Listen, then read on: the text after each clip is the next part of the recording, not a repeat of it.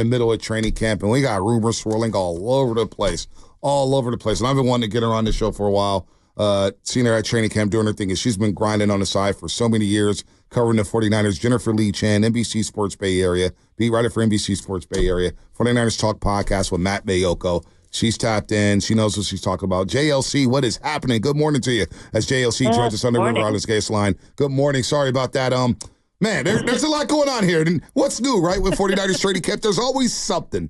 Always something. This year, it's obviously Brandon Aiyuk. And surprise, surprise, Trent Williams is holding out because he wants new money here. So your buddy Matt Mayoko yesterday sent the tweet out. And when Matt says something, we all kind of listen because Matt knows what he's talking about. And he just doesn't just throw things against the wall and hope they stick. But he tweeted yesterday, JLC, I've stated for a while that I didn't see any scenario in which the 49ers would trade Brandon Aiyuk. Now I believe it's a legitimate option to trade Brandon Aiyuk. In a lot of ways, the ball is in Aiyuk's court. All right, so that's from Matt Mayoko. How is Jennifer Lee Chan feeling this morning about Brandon Aiyuk in this situation with the 49ers? I mean, I think at this point, when it's such a stalemate, anything's an option. It seems like that the 49ers have done what they could do to try and make him happy and make him stay in the building. And he hasn't really made a decision one way or the other. So, it really does seem like it is in his court. He's been in the building, though. I was, after Matt sent that tweet, we did talk on the phone.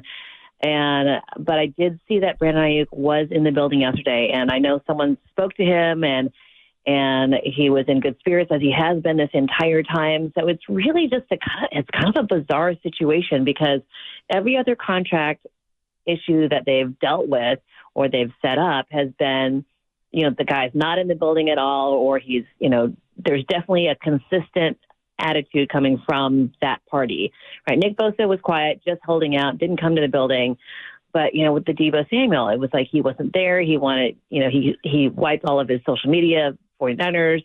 Then it was he wanted to trade. There was, he never wavered from his standpoint. So it's really interesting, this whole scenario with Brandon Aiyuk, how it's kind of gone back and forth. And he even said it himself when he was on the Pivot podcast. He said, there was a time where I thought it was really close. I thought I was going to, put my suit on and sign a deal, and then it wasn't. So, it's definitely been a kind of a roller coaster ride for both sides.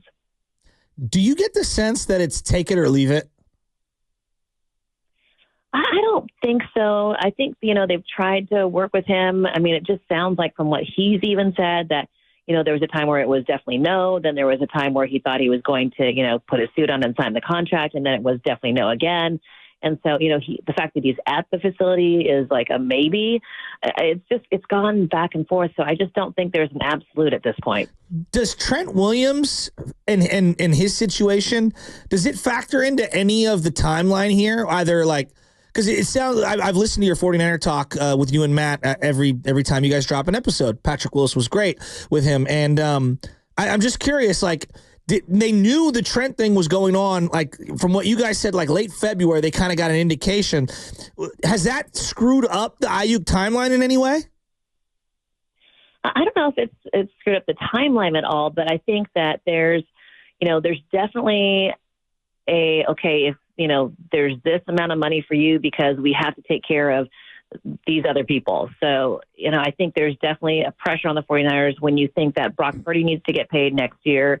They had to take care of Christian McCaffrey recently also. I mean, he was wanting more money. So I think the fact that there's going to be a demand for money from other players, I think it does affect what they're going to be able to offer Brandon Aiyuk, but I don't know if it necessarily has affected the timeline. Jennifer Lee Chan joining us on the River Islands Guest Line. All guests on 95.7 a game appear on the River Islands Guest Line. Isn't it time for you to discover the islands, River Islands, and Lathrop? Real quick on Aiyuk, JLC, in this hypothetical, and it's a hypothetical because we don't know what the heck is going on here. We had Mary Kay Kavanaugh on earlier from the Cleveland Plain Dealer because she wrote an article yesterday that, hey, maybe there's a chance Aiyuk goes to Cleveland and they swap players into Amari Cooper or whatnot. But let's just say if the Niners do end up trading Brandon Aiyuk, would that be a sign that they're just really a believer in Brock Purdy and Kyle Shanahan elevating his offense? Because that's a lot of production to replace there. Over 1,300 yards receiving. You know the numbers with Brandon Aiyuk. He was on the second team All-Pro last year. But do they believe that this offense can be as explosive as it was a season ago if they did deal Brandon Aiyuk at some point this offseason? I wonder, looking at the way they operated during free agency and the draft, it kind of was an indication of that if things didn't go the way they wanted to with Brandon Aiyuk, that they would be kind of, covering themselves, right? So they signed Juwan Jennings through 2025. They drafted 2 wide receivers, first-round pick Ricky Pearsall, later-round pick Jacob Cowing. So, I mean, they really, I think, were kind of covering themselves in case the whole situation with Brandon Aiyuk didn't work out the way they could make it work out. So if they weren't able to tie him down for a long-term extension, they still had guys coming up through the pipeline that were going to be valuable to the offense. So it's kind of an indication, if you read between the lines, what they've done in the past few months, or like earlier in the spring, what might happen with Brandon Aiyuk. How's Pearsall look? Does he look like a guy ready to maybe pick up some of that production? Absolutely. I mean, he seems like a guy that, every indication from all the coaches is that he is one of those guys who comes in and just grinds. He's in the film room. He is watching everything that happens. He's very, in tune with what's going on. He's put in extra time with Brock Purdy. So it seems like he's a guy that could definitely step up. I talked to Diamanda Lenore, and he said, man, he's a good wide receiver. He likes the way he runs his routes. He's a challenge to cover. So I think he's a guy that can make an impact in his first year. You've covered some pretty bizarre stuff when it comes to the 49ers. I mean, going way back before you even joined NBC Bay Area Sports. I mean, you were there for some of the Chip Kelly stuff and Trent and all that. Obviously, Kaepernick. Yeah, Kaepernick. I mean, like the Jimmy Garoppolo throwing on the baby field, that was bizarre, right? Like the whole Trey Lance trade up was bizarre during the COVID year. They go to Arizona. That was bizarre. Where would you put this Aiyuk thing? Because it's about as bizarre a situation as I've seen with the Niners. And I just don't know what to make of it anymore. Yeah, it's up there. It's bizarre in the fact that, it's gone so many different directions. Like if there was no news from Brandon Aiyuk's camp and he was just, kind of quietly observing at training camp, it would be different. But the way that it's kind of, gone from one extreme to the other has been very different. I mean, when you look at contract negotiation stuff, all the other guys that have had issues have been either quiet, and just holding out and waiting for their deal to be done, or, from that to Deebo Samuel, where he was like very specific in his MO going into it. So yeah, it's definitely been the most, I guess, erratic contract negotiation that I've observed since I've been covering the team. Most guys will never go on record, and rightfully so, to like talk about somebody else's money and stuff like that.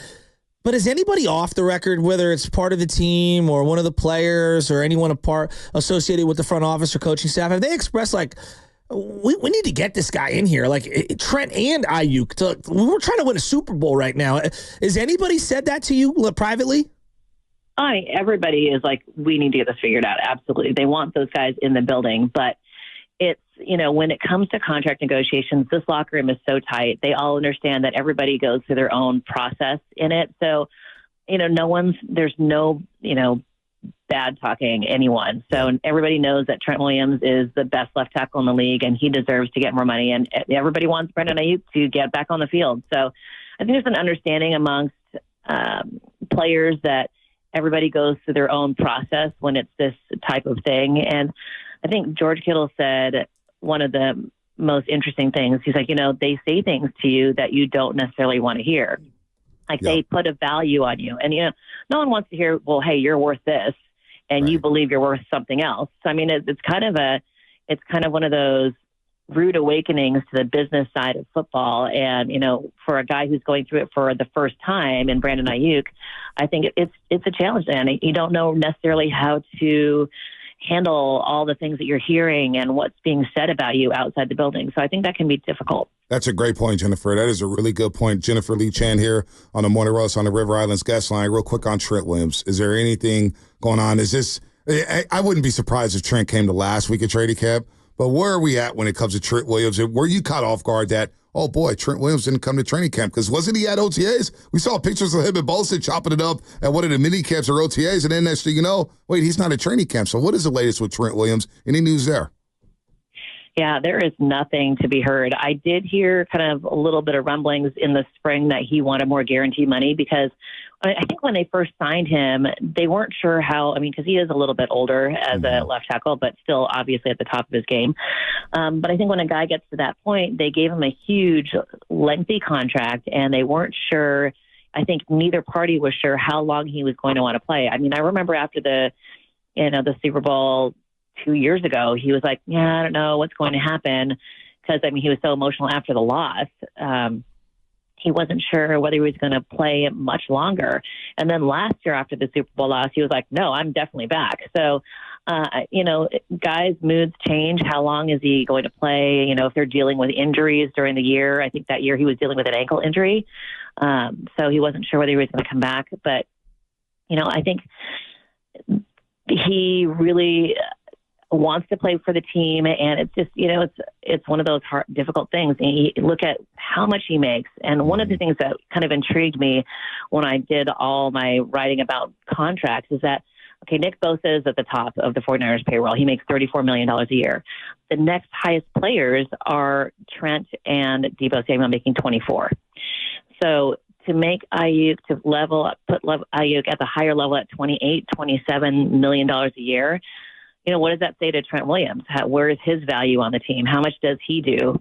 And it's kind of Javon Hargrave, I think, is next at around 21. Yeah. And then you look at Christian McCaffrey, who is the Offensive Player of the Year, who makes 19. I know the running back market is, just a weird thing. But, when you kind of map it out like that, you kind of understand why, Trent Williams is like, hey, I'm the fourth highest paid tackle now. I should really be the highest paid tackle. How is that, And I think that makes a difference for players too. I didn't realize it until, Kyle Juszczyk was saying, no, I took a little bit less money, but I really wanted to be the highest paid fullback on the team because, in the league, because what are we doing if I'm not the highest paid fullback in the league? Yeah, no, that's a great point. Go ahead, Shasky. Out of curiosity, the Dre Greenlaw replacement, that I feel like is the most underreported thing from my perspective, because he's one of the best players on the team. On Sunday, he just always shows up, and he's just an absolute tone setter.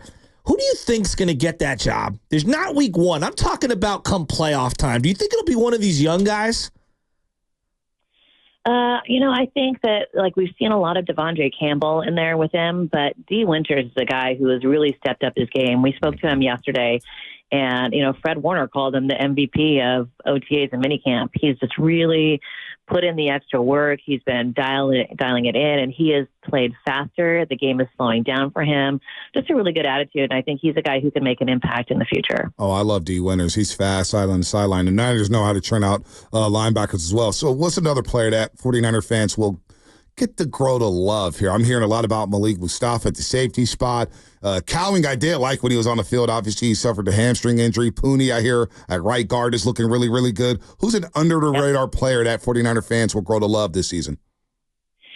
If they haven't already grown to love George Odom and Deommodore Lenoir, even though they've been on the team a long time, it's like those are guys that are underrated for what they do on the field. So those are two guys I like to watch. It was Dominic Pooney I spoke to the other day, and he's like, man, keep your eye on Malik Collins. This is a guy who, there's a void from where Eric Armstead was, but Malik Collins and Jordan Elliott on the interior of the defensive line. Those are guys that they're going to really rely on to stuff the run, and they've been playing pretty well in practice. Those are guys that really need to block the center of the field, because while they were good against the run last year, they weren't as good as they have been. And so to get those guys really in tune, and I think it's difficult for defensive linemen coming over to the 49ers to really let go of I need to assess the situation and just go after the quarterback. It's a mindset change that Nick Bosa has talked about, how it's difficult for guys to adjust. And I think, we saw it last year. Chase Young didn't really adjust that fast. He didn't do a whole lot. So I think when you get guys that can really adjust quickly to Chris Kaceric's method of just going after the quarterback and trusting the guys behind you are going to do their job, I think that's going to be a big impact for the defense. All right, really good stuff, Jan. Really appreciate the coverage, man. We trust your work. You and Matt do a great job at the 49ers Talk podcast. We're always dialed in. Good eyes, good assessments there at training camp. And finally get some preseason football on Saturday. I know. Yeah, man, we need it. So we'll see. We'll be following you on Twitter, of course, seeing what's going on with Brendan Aiyuk. Yeah, great work. Good stuff, Jen. Good to see you. Good to hear from you, I should say. Yes, good to talk to you guys too. Hope to do it soon. Absolutely. Jennifer Lee Chan here on The Morning Roast.